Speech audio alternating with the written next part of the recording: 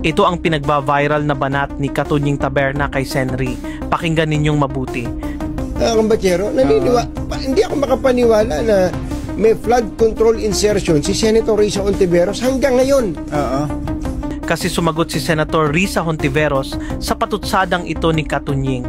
Ayon kay Hontiveros, wala siyang BICAM insertions, wala rin sa unprogrammed funds, at hindi siya pumirma sa BICAM. Giit pa niya, bumoto siya ng no sa national budget. Iginiit ni Senator Risa Hontiveros na wala siyang budget insertion sa gitna ng mga alegasyong may isiningit umano siyang bilyong-bilyong pisong pondo sa 2025 national budget. Sa kanyang social media post, sinabi ni Hontiveros na lahat ng mga minungkahi niyang amyenda sa budget ay dumaan sa tamang proseso at inaprubahan ng Senado. Wala raw siyang BICAM insertion. Dagdag pa ni Hontiveros, hindi nga siya noon pumirma sa BICAM at isa rin sa mga bumoto laban sa pagpasa ng 2025 budget report. Lumutang ang alegasyon laban kay Hontiveros sa isang radio show kung saan sinabing 3 billion pesos umano ang isiningit na pondo ng senadora. Ang pinakamahalagang punto niya, lahat ng iminungkahi kong amyenda sa budget ay dumaan sa tamang proseso at inaprubahan ng Senado. Ang keyword dito ay amendment. So may difference ba talaga ang insertions at amendments? Oo, at malaki.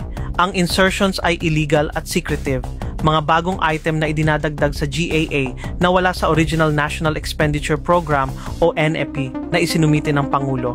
Samantala, ang amendments ay bahagi ng normal na trabaho ng mga mambabatas, mga pagbabago sa proposed NEP habang dinidinig ito sa Kongreso.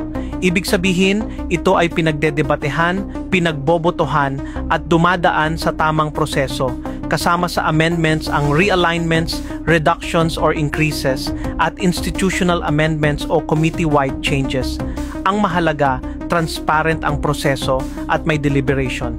Kaya sa mga media personalities at vloggers, dapat alam ang tamang definitions. Because if you don't, you become prone to fake news, kagaya ni Tunying Taberna.